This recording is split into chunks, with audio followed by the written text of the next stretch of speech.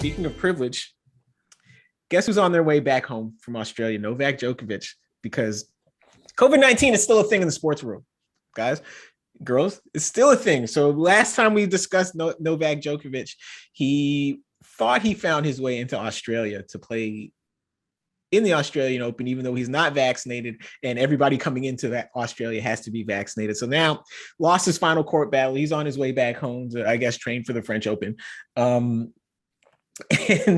is he? He was, well, yeah, that's true. But he was very respectful of the process on the way out, right? Not a lot of grandstanding, not a lot of I'm smarter than you posturing, because he's not trying to get that 3-year ban from Australia. He wants to come back next year and try to win another title. Here's my favorite, because New York Times has a column on it. Here's my favorite passage from that column, because again, Novak Djokovic says, I can't take a vaccine. That's not natural. I'm into natural healing. So he had this elbow problem. And the story says he had a commitment. This is from Christopher Clary, the New York Times. He had a commitment to natural healing that foreshadowed his decision not to be vaccinated for the coronavirus. But after playing and struggling at the Australian Open in 2018, with his elbow supported by a compression sleeve, natural compression. You guys don't have natural compression sleeves that just spring from your body. He decided tearfully, he has said, to undergo surgery. But what happens before you get surgery, Dave? You got. What do they give you to make you go to sleep before so it doesn't hurt? You got to take a little of that anesthesia, right? So, like, I guess here's where we'll start the discussion. Like, how much of our time and energy has Novak Djokovic wasted? All of it. Novak Djokovic, right? Go ahead, Megan. All of it. Like, don't get me wrong, though. Those surgery naps are fantastic. Oh, my goodness. Okay. That's probably some of the best sleep you'll ever get in your life. So if you ever have to have surgery, it's a great nap. But you're not getting that naturally. No, right? You're not. No, he's wasted all of our time, and he continues to waste our time. And you know, at the end of the day, if we weren't talking about it for our jobs, I wouldn't be giving any attention or breath or oxygen or anything else that's naturally coming out of my body to Novak Djokovic for him to steal and maybe use naturally for himself. Like, why do we continue to waste our time on someone who continues to essentially try to make fun of our intelligence and think that he's smarter than everybody? He's the tennis version of Aaron Rodgers. and again, other players have pointed this out, is the fact that he's number one in the world. Because if he's not gonna, as like a Australian, if he had to play in the qualifying tournament to get into the bottom of the bracket, they just were like, just don't come, we don't need you. If he's the number 12 player in the world, don't come, we don't need you. But the fact is, he sells a lot of tickets. Apparently he has a big fan base in Australia, and so organizers are like, hey, bring it on. Meanwhile, Dave, the best soccer player that Canada has seen, that Canada's produced for a long time, maybe ever, is laid up. Caught COVID, and Alphonso Davies, he caught COVID. Medical testing post-COVID revealed myocarditis. How does this square with the let's just all go out and get Omicron because it's mild and it's just like getting a cold crowd? I mean, it shows just yet again that we only have the barest perception of what Omicron and frankly COVID as a whole, what the long-term effects are. I mean, it seems to be affecting different people in profoundly different ways. And the blithe approach that the sports world has taken to this over the last several months, after 2020, in many respects, being a model of restraint in the face of COVID and a model of care that they sent out to the world in many respects, given that they were operating on the run. Starting with the NBA, you know, I give the sports world a lot of credit for how they handled a very difficult situation. You have to, I mean, we don't do history, even recent history, very well in this hemisphere. But to even do a compare and contrast, which I'm not seeing a lot of sports writers doing at all, between 2020 and 2022 would be a worthwhile compare and contrast, because 2022 seems to be, who cares? Approach of the sports world, and that who cares approach, let's just keep the trains running on time, let's pack Cowboys Stadium, all that stuff.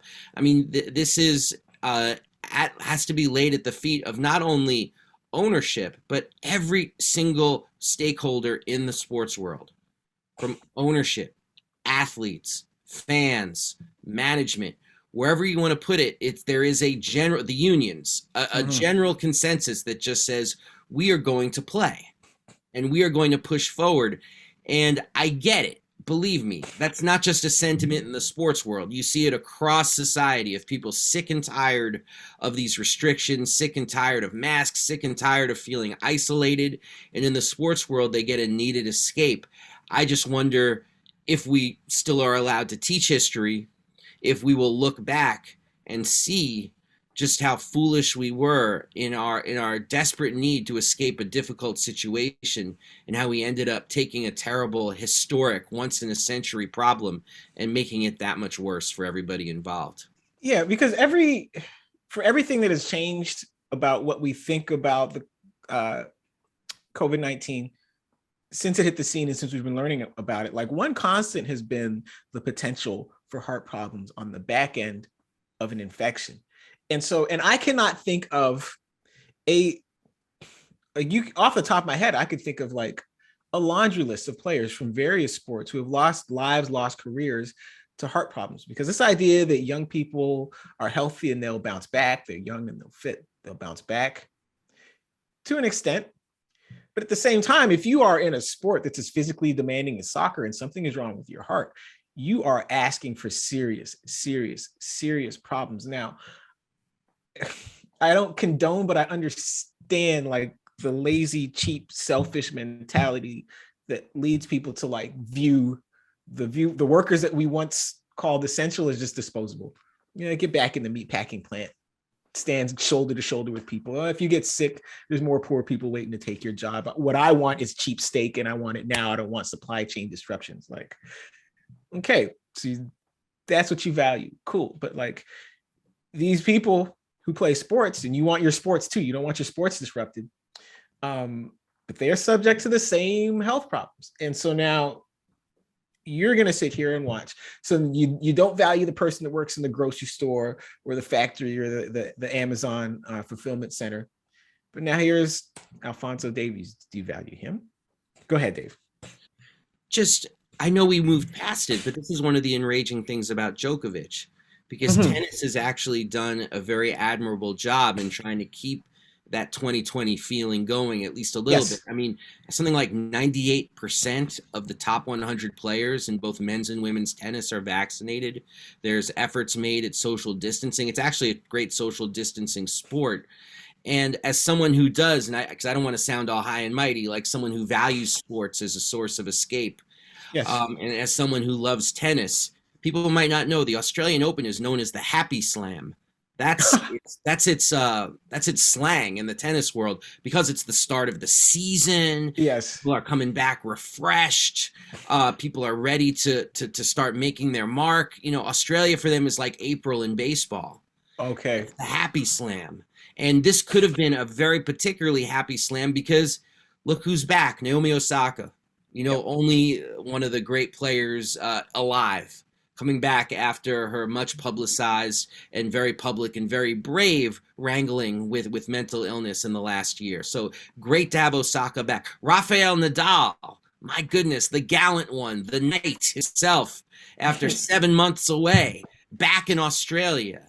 And this should have been Nadal, 20 majors won. That's tied with the record. Who's he tied with? Novak Djokovic, 20 majors, slugging it out in Australia. Let's see who makes it. But Novak Djokovic is so self-centered and so selfish. And Aaron Rodgers is the perfect comparison, because this isn't just a case of somebody who says, I don't want to take the vax and it's none of your business why. You know, this is the case of somebody actively trying to manipulate the process because he thinks he's just smarter than everybody else. And because of that, he's taken the Happy Slam and put a nice shadow over the entire thing. So, thanks a lot, Novak Djokovic. And let me tell you this, he's making no friends on the tennis tour right now.